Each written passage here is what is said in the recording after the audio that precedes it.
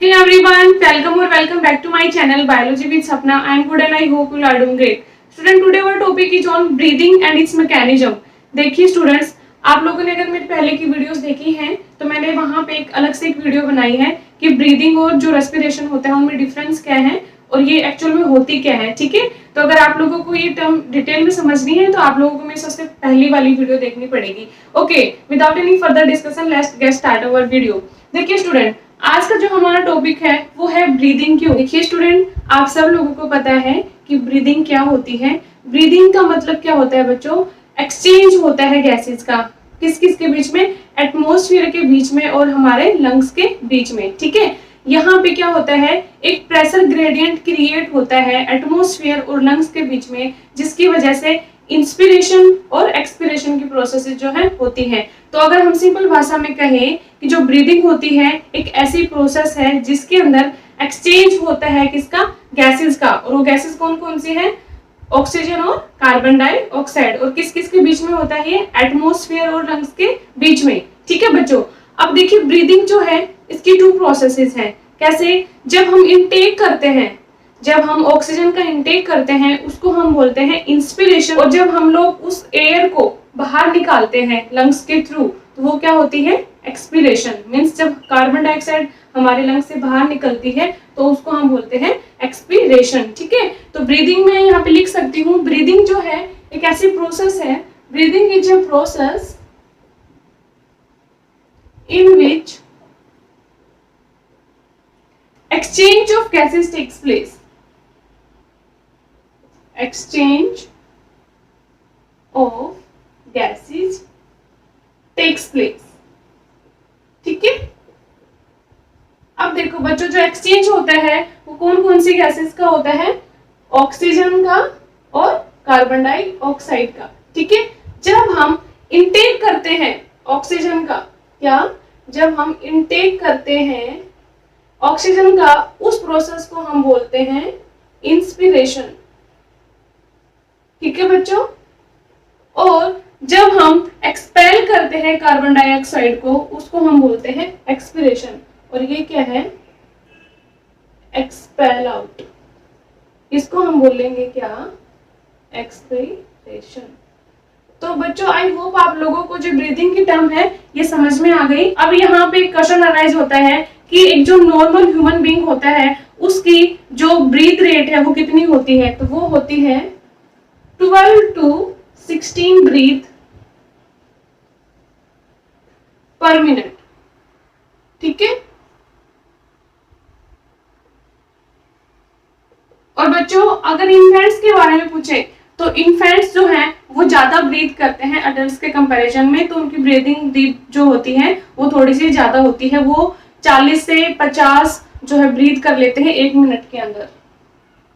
40 to 50 या 60 बोल सकते हो ब्रीथ पर मिनट।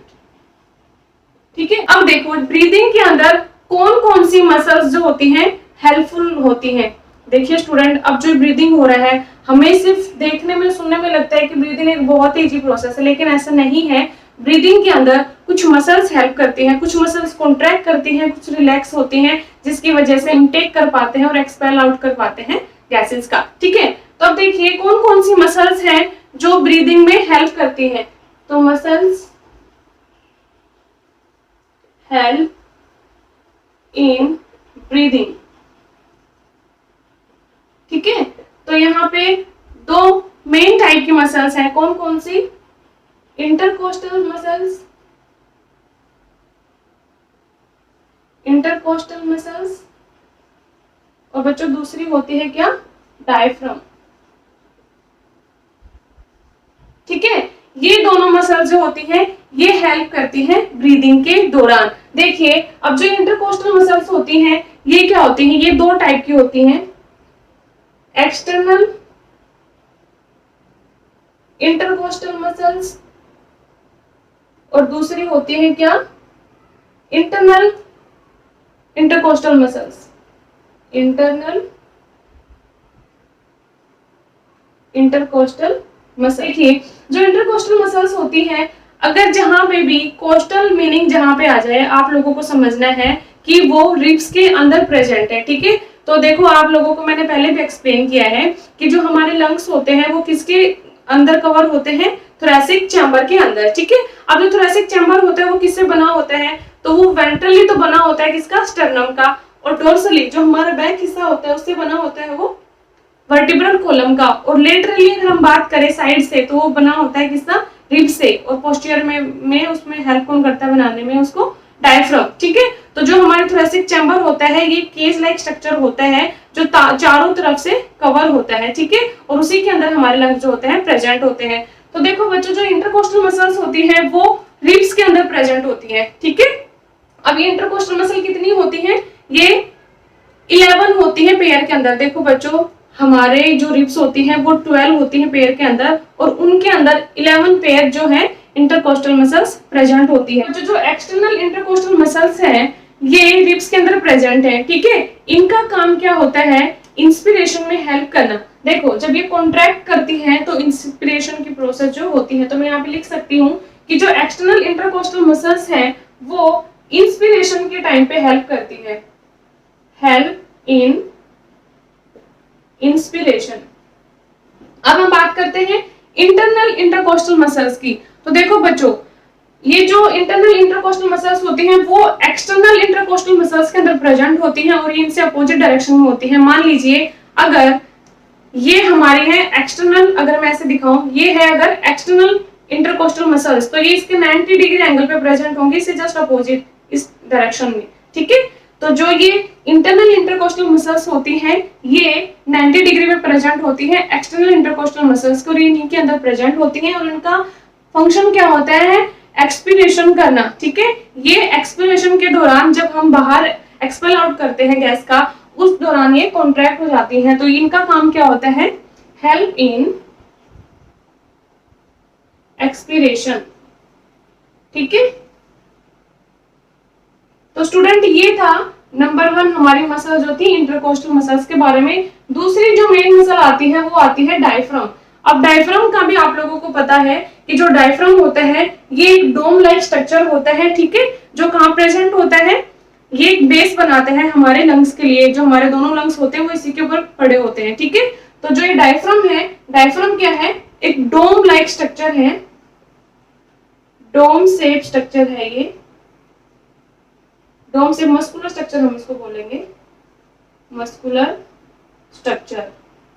ठीक है, जो क्या बनाता है, बेस बनाते हैं दोनों लंग्स के लिए। दूसरा बच्चों, ये रेडियल मसल्स का मिलके बना होता है। जो हमारा डायफ्राम है ये कौन सी मसल्स का मिलके बना होता है, रेडियल मसल्स का। ठीक है, तो ये बना होता है रेडियल मसल्स का। ठीक है, एक और पॉइंट आता है कि जो ये हमारा डायफ्राम होता है ये क्या करता है, सेपरेट करता है किसको, थोरेसिक कैविटी को एब्डोमिनल कैविटी से। अब देखो आपको ये कैसे समझना है कि जो हमारा डायफ्राम होता है ये जो हमारा बेली बटन होता है उसके जस्ट एकदम ऊपर प्रेजेंट होता है। ठीक है, तो हमारा जो ऊपर का हिस्सा होता है ये बेली बटन से जस्ट ऊपर वाला, उसको हम क्या बोलते हैं, थोरेसिक कैविटी, है ना, और जो बेली बटन से नीचे वाला होता है उसको हम बोलते हैं एब्डोमिनल कैविटी। तो हमारे थोरेसिक कैविटी के अंदर क्या प्रेजेंट होते हैं, लंग्स प्रेजेंट होते हैं, और एब्डोमिनल कैविटी के अंदर हमारे डाइजेस्टिव सिस्टम वगैरह होता है, और भी बहुत सारे ऑर्गन्स होते हैं। ठीक है, तो जो डायफ्राम होता है इसका एक और मेन फंक्शन आता है, ये सेपरेट करता है, separates thoracic cavity from abdominal cavity. Okay student, अब मैं आप लोगों को इनका डायग्राम समझाती हूँ। देखिए हमारा जो थोरेसिक चैम्बर होता है वो मैंने आप लोगों को बता दिया कि वेंट्रली वो कवर होता है किससे, स्टर्नम से। तो हमारे लंग्स हैं उनके आगे क्या होती है, जैसे मान लो स्टर्नम है, स्टर्नम क्या है, एक टाइप की बोन है जो हमारे थोरेसिक कैविटी होती है उसके वेंट्रल हिस्से, मतलब इस वाले पोर्शन में प्रेजेंट है। ठीक है, और अगर मैं डोर्सली बात करूं तो ये यहाँ पे क्या होता है, मैं डोर्सली नहीं दिखा सकती, तो वो वहां पे क्या प्रेजेंट होता है, वर्टिब्रल कोलम। अब देखो बच्चों, जो थोरेसिक चैम्बर है ये लिटरली किससे कवर्ड होता है, रिब से। तो अगर मैं डायग्राम दिखाऊं तो देखिए रिब्स ऐसे ऐसे कुछ प्रेजेंट होती हैं इस टाइप में।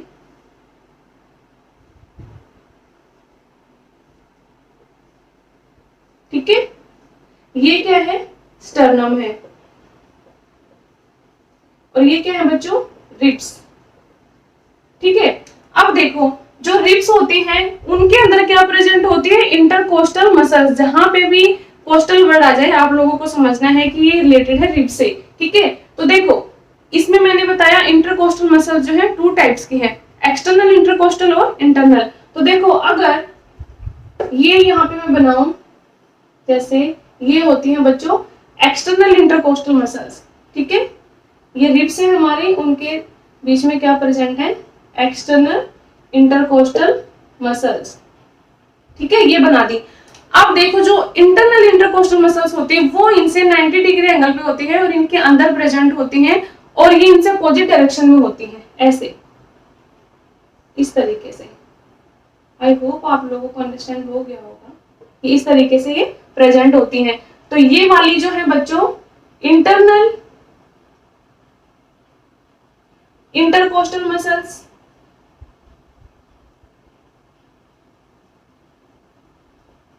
और ये वाली जो है ये क्या है, एक्सटर्नल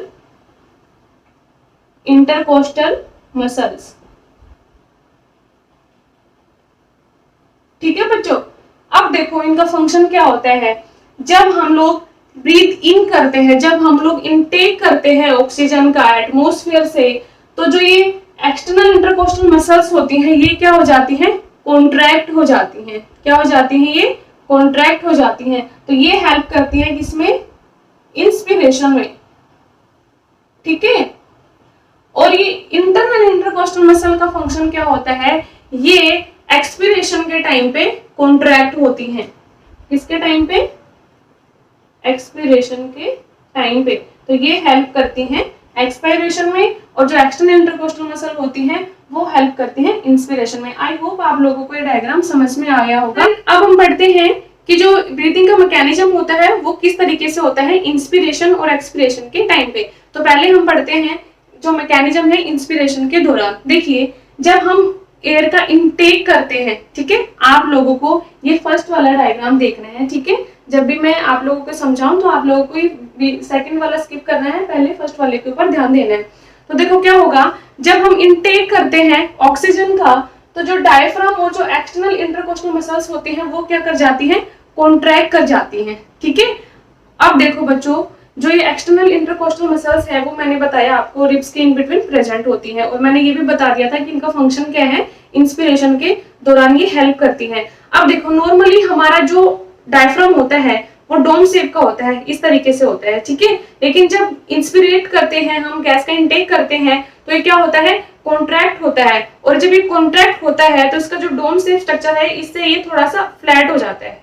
ठीक है, और फ्लैट होने से क्या होगा कि जो नीचे वाला हम, अब देखो ये सारा क्या है, थोड़ा सी कैविटी के अंदर हमारे लंग्स है। ठीक है, अब ये जितने ज्यादा एक्सपेंड करेंगे उतनी ही ऑक्सीजन हम इनटेक कर पाएंगे। तो देखो जब ये कॉन्ट्रैक्ट करता है डायफ्राम, तो जो ये लोअर हिस्सा जो होता है, अब ये देखो फ्लैट हो गया, तो फ्लैट होने से जो लोअर हिस्सा है वो क्या हो जाएगा, थोड़ा सा एक्सपैंड हो जाता है। ठीक है, और जो एक्सटर्नल इंटरकोस्टल मसल्स होती है ये भी क्या कर जाती है, कॉन्ट्रैक्ट कर जाती है। तो फिर क्या होगा, जब ये कॉन्ट्रैक्ट होते हैं, ribs move upward and outward.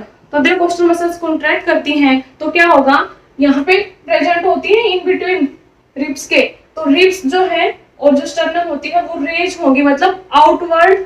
ठीक है, मतलब देखिए कि जैसे ये लंग्स है हमारे और इसके साइड में क्या प्रेजेंट है, रिब। तो जब ये कॉन्ट्रैक्ट होती हैं एक्सटर्नल इंटरकोस्टल मसल्स, तो ये रिब्स ऊपर की तरफ क्या होती हैं, मूव करती हैं। ठीक है, ऊपर की तरफ मूव करने से जो ये हिस्सा है लंग्स का, ये भी क्या कर जाता है, एक्सपेंड कर जाता है। ठीक है, उससे क्या होगा, वॉल्यूम और साइज ऑफ थोरैक्स जो है इंक्रीज होगा। तो देखिए बच्चों डायफ्राम ने तो जो थोरैक्स है उसका लोअर हिस्से को इंक्रीज कर दिया, रिब्स ने साइड वाला। ठीक है, और उसकी वजह से क्या होगा, जब वॉल्यूम है थोरैक्स का वो इंक्रीज होगा तो हमारे लंग्स भी क्या है, एक्सपेंड करेंगे, मींस हमारे लंग्स भी थोड़े से ओपन हो जाएंगे, थोड़े से खुल जाएंगे।